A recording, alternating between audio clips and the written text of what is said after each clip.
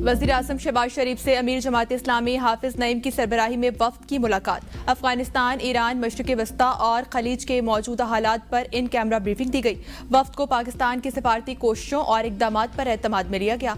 वफ्द को ईरान और खलीजी ममालिक में पाकिस्तानी सफारतखानों की जानिब से पाकिस्तानियों की सहूलत के लिए इक़दामात पर भी आगाही दी गई।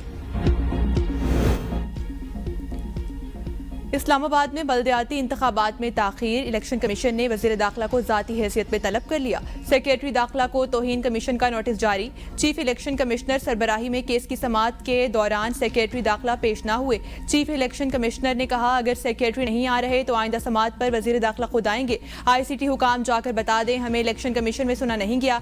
सेक्रेटरी दाखिला को चिट्ठी भेजी थी लेकिन वो ताउन नहीं कर रहे। ये इंतखाबात बराह रास्त ICT की जिम्मेदारी है, हमें सख्त कार्रवाई करने पर मजबूर न करें। सुप्रीम कोर्ट के हतमी फैसले के खिलाफ अपील सुनने का इख्तियार नहीं। वफाकी आईनी अदालत ने फैसला जारी कर दिया। वफाकी आईनी अदालत ने करार दिया कि आइन इब्तनाई मुकदमाबाजी की इजाज़त नहीं देता। कानूनी जंग का कहीं ना कहीं इख्तिताम ज़रूरी है। ज़मीन के मुआवजे का झगड़ा अवामी अहमियत का हामिल नहीं है, ये निजी मामला है। गैर मामूली इख्तियार सिर्फ अवामी मफाद के लिए हैं, इनफरादी शिकायत के लिए नहीं। ऑपरेशन गज़ब लिल हक में पाक फौज के रीवॉर। कंधार में अफगान तालिबान का ब्रिगेड हेडक्वार्टर तबाह। पाक फौज ने इस मौसर कार्रवाई में अफगान तालिबान के एम्यूनेशन डिपोज को भी निशाना बनाया। पाक फौज की मौसर और ताकतवर कार्रवाइयों में अफगान तालिबान को भारी फौज नुकसानात का सामना है। अब तक अफगान तालिबान रजीम के 481 कारंदे हलाक हुए हैं। और ईरान पर इस्राइली और अमरीकी हमले छठे रोज भी जारी। शहादतों की तादाद 1100 के करीब पहुंच गई। शोहदा में ख्वातीन और बच्चे भी शामिल। जुमेरात की सुबह तेहरान में जोरदार धमाके हुए जिनमें जानी नुकसान होने का खदशा है। गैर मुल्की मीडिया के मुताबिक ईरान में अस्पतालों और स्कूलों समेत मुख्तलिफ अहदाफ पर हमले किए जा रहे हैं। इसराइली फौज के मुताबिक इसराइली फिजाइया ईरान पर 5000 टन से ज्यादा गोला बारूद बरसा चुकी है। अमरीकी हुकाम का कहना है ईरान पर इराकी कुर्दों ने जमीनी हमला शुरू कर दिया है। हजारों कुर्द सरहद पार करके ईरानी इलाकों में दाखिल हो रहे हैं। ईरान के अमरीकी और इसराइली अहदाफ पर ताज़ा हमले, 40 से ज़ायद मिसाइलों का इस्तेमाल, 10 ड्रोन तबाह, 6 रोज में 500 अमरीकी फौजी हलाक करने का दावा। ईरानी फौज का कहना है उन्होंने अमरीकी और इसराइली हमलों के जवाब में कुवैत और बहरीन में अमरीकी फौजी अड्डों को निशाना बनाया। अमरीका और इसराइल ने रजीम चेंज की कोशिश की तो इसराइल की जोहरी साइट्स को निशाना बनाएंगे। आबनाए हुर्मुज़ से गुजरने की कोशिश करने वाले 10 से ज़ायद तेल बरदार बहरी जहाज़ों को भी निशाना बनाया गया। अमरीका हुर्मुज़ से जहाज निकलवा सकता है तो आकर दिखा दे। ईरान की पासदाराना इनकलाब के नेवी कमांडर का अमरीका को खुला चैलेंज, कहा कि अभी समंदर में मिसाइल और ड्रोन के अलावा कुछ बड़ा जाहिर ही नहीं किया।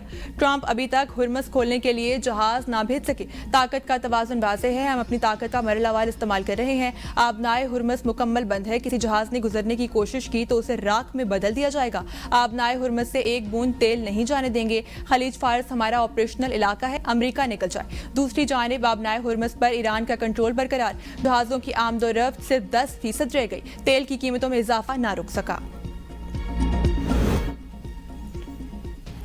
आबनाए हुर्मुज़ में ऑयल टैंकर्स के तहफ़्फ़ुज़ के लिए इक़दामात कर रहे हैं। ईरान में फ़िलहाल अमरीकी ज़मीनी अफ़वाज दाखिल करने का इरादा नहीं। तर्जुमान व्हाइट हाउस कैरोलिन लेविट का कहना है ईरान 47 बरस से अमरीका और इसके इत्तेहादियों के लिए खतरा बना हुआ है। अमरीकी अवाम जानना चाहते हैं कि एक बागी और दहशतगर्द रियासत है। सदर ट्रंप समझते हैं कि ईरान जंग पर इन्हें अमरीकियों की हिमायत हासिल है। व्हाइट हाउस ने ईरान के साथ खुफिया मुज़ाकरात की भी तरदीद कर दी।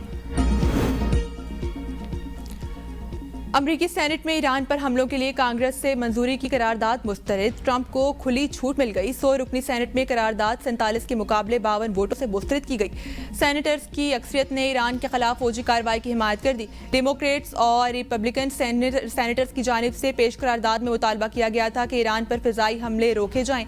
हमलों के लिए कांग्रेस से मंजूरी ली जाए। अमरीकी सेनेट में सदर ट्रंप की रिपब्लिकन पार्टी की अक्सरियत है। रिपब्लिकन के 53 और हिज़्ब इख्तिलाफ डेमोक्रेट्स की 45 नशिस्तें हैं। 2 आजाद उम्मीदवार डेमोक्रेट्स के हक में हैं। रायशुमारी के बाद डेमोक्रेटिक अरकान का कहना था कि समझ नहीं आती ट्रंप ने ये जंग क्यों शुरू की। हालात नॉर्मल थे, ईरान से कोई खतरा भी नहीं था। ये जंग अब 1 साल तक जारी रह सकती है। इतनी तवील जंग के हम मुतहम्मिल नहीं हो सकते।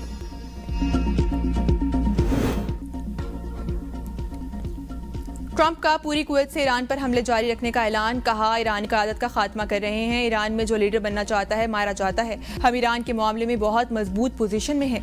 ईरानी मिसाइलों और लॉन्चरों का सफाया किया जा रहा है। सूरत हाल तवक्को से भी बेहतर है। अगर ईरान पर हमला ना करते तो ईरान हम पर हमला कर देता। ईरानी हमले से पहले हमने ईरान पर हमला कर दिया। हमला ना करते तो जल्द ईरान के पास एटम बम होता। ईरान अपने पड़ोसियों और इत्तेहादियों को निशाना बना रहा है।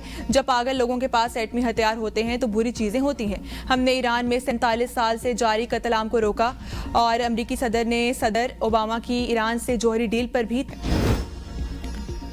तोशाखाना 2 केस में बानी पीटीआई और बुशरा बीबी की अपीलों पर एतराज़ खत्म ना हो सके। इस्लामाबाद हाई कोर्ट की एतराज़ खत्म करने के लिए वकील को नई दरख्वास्त दायर करने की हिदायत।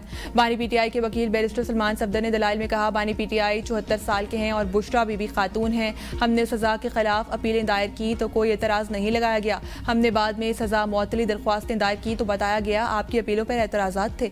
इस बारे में हमें आगाही नहीं किया गया। अदालत ने रिमार्क्स दिए, आप रजिस्ट्रार ऑफिस में वक्त ख़त्म होने को नज़रअंदाज करने की दरख्वास्त देते हैं।